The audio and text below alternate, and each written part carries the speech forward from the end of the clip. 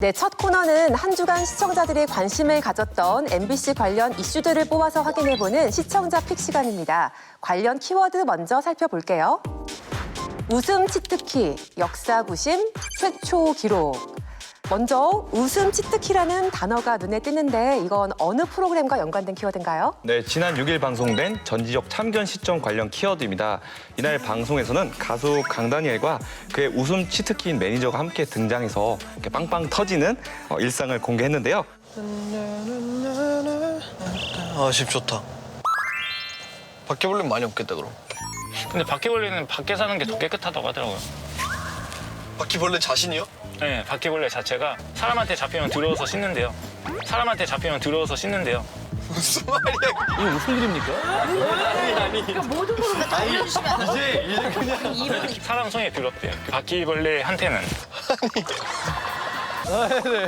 뭐가 웃기지? 어디서 웃으신 뭐가 거예요? 웃기지? 독특한 유머 코드로 그 둘만의 세계를 보여주는 한편 심적으로 어려운 시기를 함께 보내면서 단단하게 다져진 우정을 보여주면서 화제를 모았습니다. 형이 좀 정신없을 시기 왔어요. 아, 맞아. 맞죠? 네. 내가 제일 힘들 때였어. 오, 힘들 때 같구나. 내가 힘들었을 때 시기 때 형이 진짜 우리 집 진짜 하루도 안 빠지고 왔잖아. 아, 맞아요. 다니엘이 힘겨운 시기가 잠깐 있었는데 전 집에 가서 그때 같이 있어주고 다니엘 지금 좀 쇼파가 더 좋거든요. 그래서 이런 거구나. 이분의 캐릭터를 알겠다. 아, 형이랑은 같이 하면 좀 즐겁다. 제가 팀장 할 때까지 어디 가지 말고 이제 같이 일을 와, 많이 의지하네. 뭔가 그 시간들이 되게 소중한 시간이었던 것 같아요. 뭔가 제가 제 내면적에서 한 발짝 더 올라가는 그런 시간이 됐더라고요. 업그레이드 되는 거. 네네. 네, 정말 두 사람의 끈끈한 연대가 느껴지는 방송이었습니다. 전지적 참견 시점을 본 시청자들의 반응은 어땠어요? 네, 댓글 준비해봤는데요. 강다니엘 편 전참시 보고 엄청 웃었어요. 좋은 사람 옆에 있으면 웃음이 절로 나죠. 인정. 저렇게 웃기면 그다음부터는 그 사람이 뭘 하기만 해도 웃김. 강다니엘 왜 자꾸 웃는지 알겠네. 보는 사람도 웃게 만드는 행복한 다니엘님과 매니저님.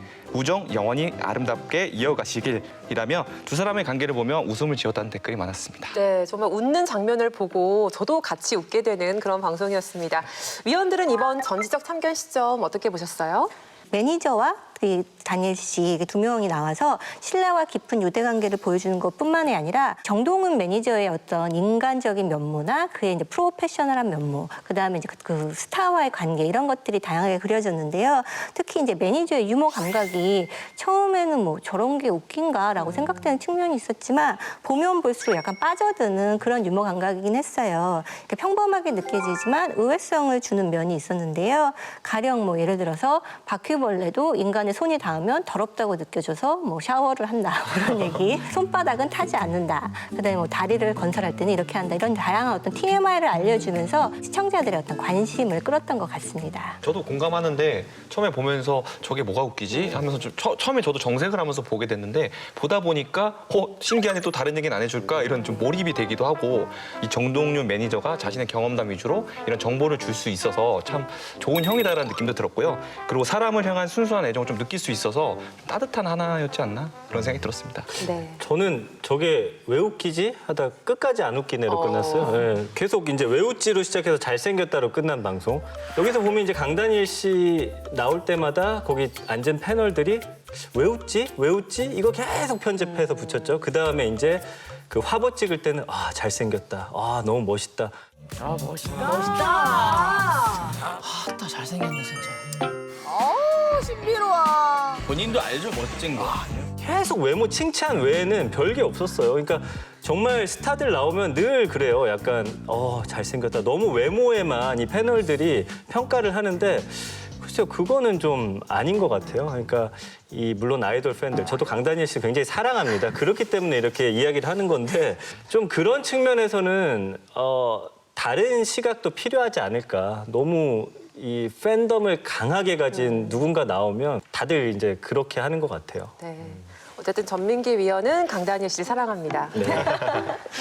저는 일단 예능적인 부분을 봤을 때 연예인과 매니저 간의 어떤 가족 같은 호흡 또 따뜻한 유대감을 보여주면서 이제 전참시만이 가지고 있는 어떤 특징이 잘 드러나는 회차라는 생각이 들고 이 프로그램이 가지고 있는 어떤 가치, 의미, 메시지를 좀 더 볼 수 있지 않았나라는 생각이 들어요. 최근에 뭐 1인 가구가 굉장히 증가하고 있고 혼술이라든지 뭐 혼영이라든지 혼자 하는 문화들이 굉장히 많아졌는데 이것의 또 이면을 살펴보면 그만큼 우리가 어떤 어려움을 겪거나 문제가 있을 때 도움을 요청할 수 있는 사회적 관계망이 좀 부족해지고 있는 것을 좀 보여주는 부분이기도 하거든요. 그래서 강다니엘 씨 같은 경우에 본인이 굉장히 좀 힘들고 어려울 때 가족처럼 굉장히 좀 정신적 버팀목이 돼줬던 이 정동윤 매니저에게 정말 의지하고 있구나, 감사하고 있구나 이런 생각을 했고 또 그걸 보면서 제 스스로 정말 이 주변에 있는 사람들에 대한 소중함을 좀 느끼는 그런 계기가 됐던 것 같아서 저는 예능을 보면서 다큐로 끝난 그런 부분이었다고 생각해요. 네, 같은 방송을 보면서 참 다양한 감상평을 들을 수 있었습니다.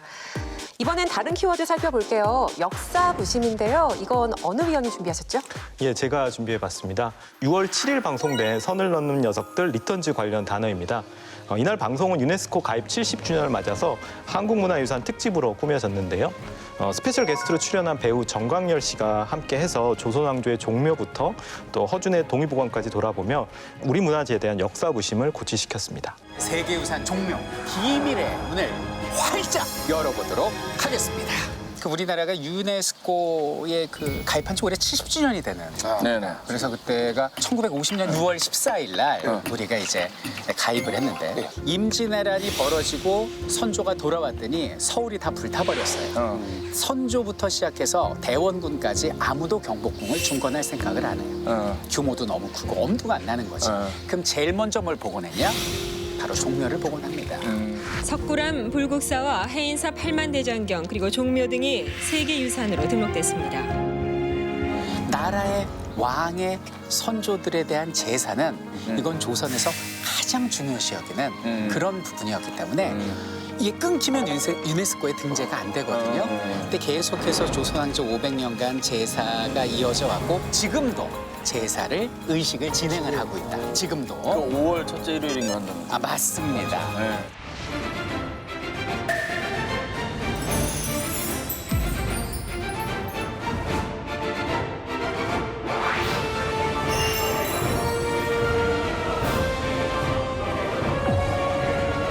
호준하면 정광열 씨 얼굴을 잘 먼저 떠올리고 그렇죠.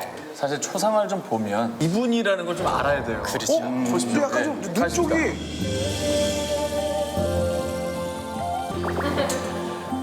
있어. 눈꼬리가 있어요?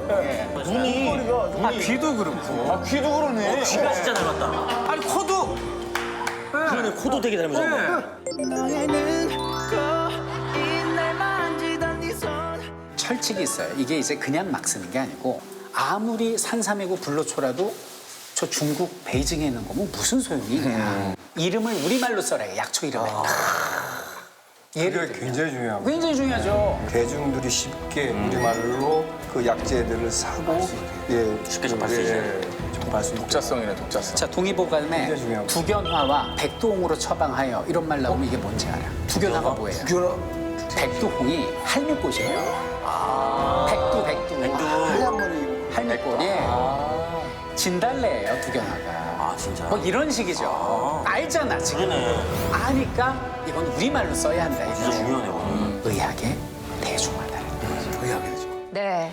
우리 역사와 문화의 의미를 다시 한번 가슴 깊이 새길 수 있었던 방송이었습니다. 시청자들의 반응이 궁금한데요. 네, 댓글 좀 살펴보면요.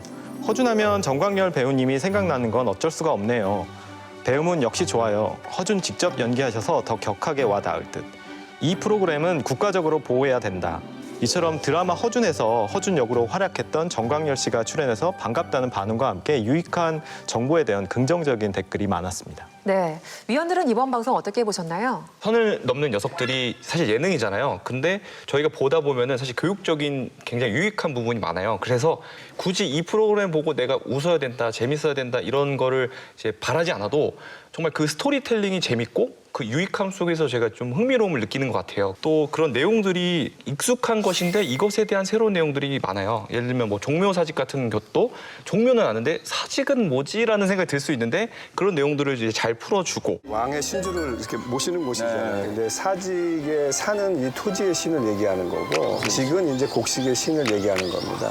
그래서 이제 나라의 안녕과 농사의 풍요를 위해서 제를 올리는 것. 그래서 이제 종묘, 사직 이렇게 되는 것이죠. 그다음에 또 왕도 어떤 급의 차이가 있었다. 그래서 왕이 이제 승하한 직후에 신하들이 왕을 평가해서 왕의 급을 나누고 거기서 뭐 불천지주 뭐 이런 급을 나눠서 이제 왕의 모시는 장소도 달리했다. 이런 흥미로운 내용들을 좀 볼 수 있어서 매회 이런 유익한 방송이지 않나 싶습니다. 그런 면에서 이런 우리가 잘 아는 장소라든지 그다음에 역사적인 인물에 대해서 올바르게 짚어줄 필요가 있다라는 생각을 했어요. 저도 이제 드라마 허준을 통해서 허준에 대해서 잘 알고 있다 했지만 보다 보니까 그냥 모르는 내용들이 가득했습니다. 그래서 뭐 동의보감이라는 이름 자체가 그 조선의 실정에 맞는 의서라고 해서 이름이 지어졌다는 거. 그리고 2009년에 세계문화유산 유네스코에서 지정한 세계문화유산에 지정됐다는 것도 저는 몰랐어요. 그래서 사실은 제작진들이 늘 새로운 걸 찾고 다뤘던 거 안 다루려고 하시는 그런 측면도 있을 것 같은데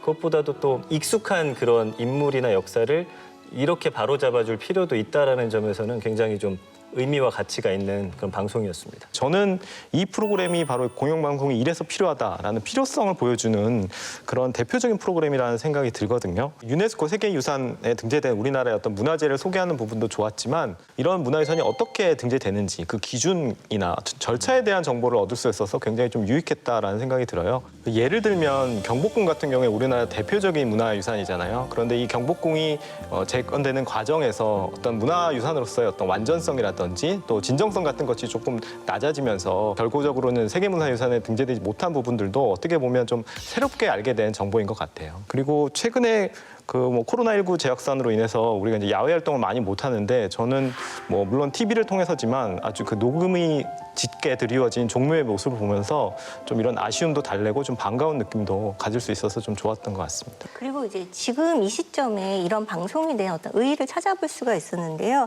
이날 방송에서는 이제 허준이 감염병을 막기 위해서 여러 가지 노력을 했고 그렇게 해서 이제 극복했던 역사가 나왔어요. 뭐 원인들에 대해서도 뭐 기술이 되어 있고 감염병을 치료하기 위한 방법들도 이렇게 책이라고 합니다. 마을을 돌며 사람들에게 병자가 사용한 식기와 옷가지들 모두 내다버리고 우물과 개천의 물을 마시지 말라고 지시하시오.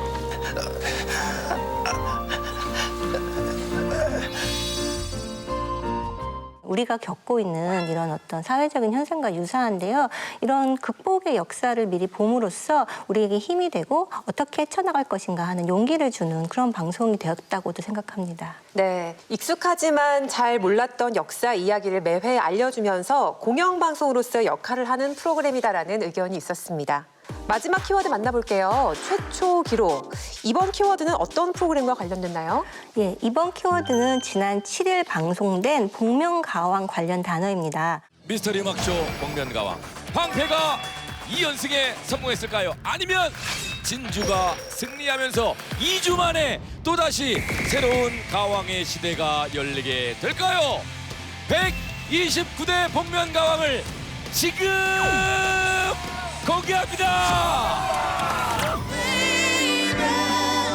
이제는 내게 와 and be my lady. 대답해줘요. 그대도 나를 나만큼 그리워했다고. 나를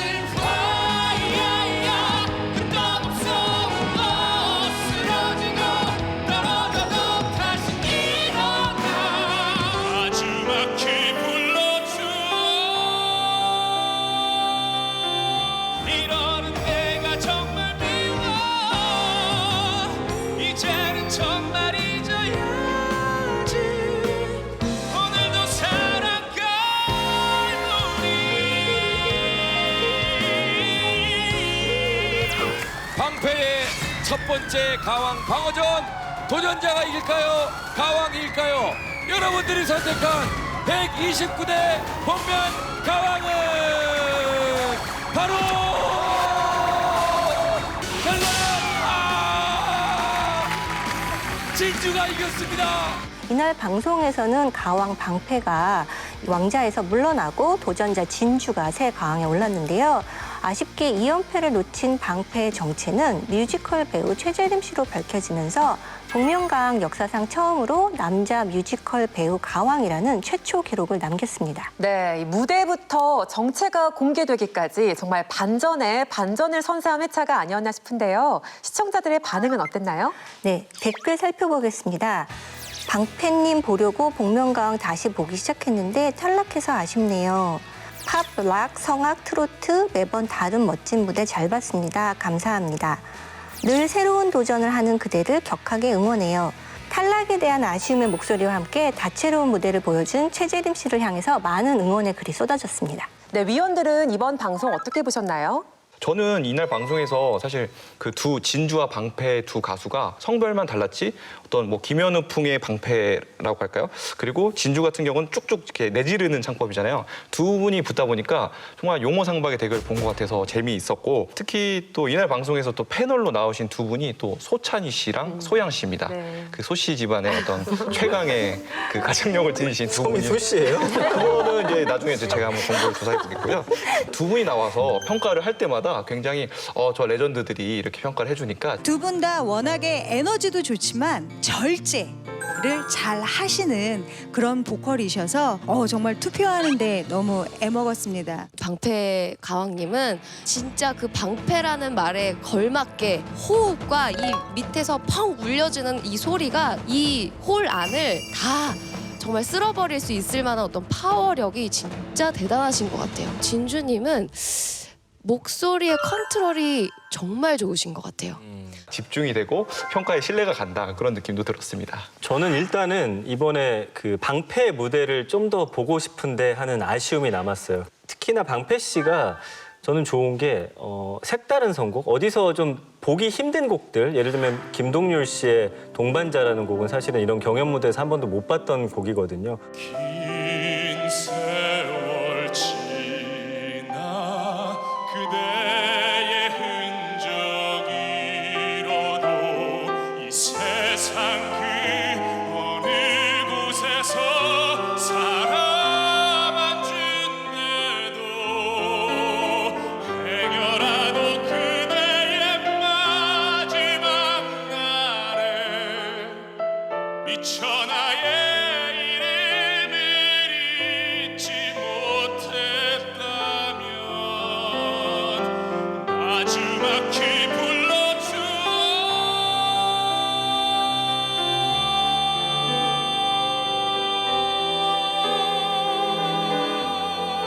그런 도전을 하고 시도를 하고 특히나 어떤 무대까지도 워낙 잘 만들어졌기 때문에 이분의 팬으로서 좀 더 보고 싶다라는 아쉬움. 그러니까 결국에는 이 프로그램만 놓고 봤을 때는 좀 긍정적인 역할을 한 것 같고요. 아쉬움이 있다는 거는 뭐 최재림 씨의 실력에 대한 기대가 있었다는 얘기인 것 같은데요. 2연패를 이제 노릴 때 이 나훈아 씨의 갈무리를 불렀어요.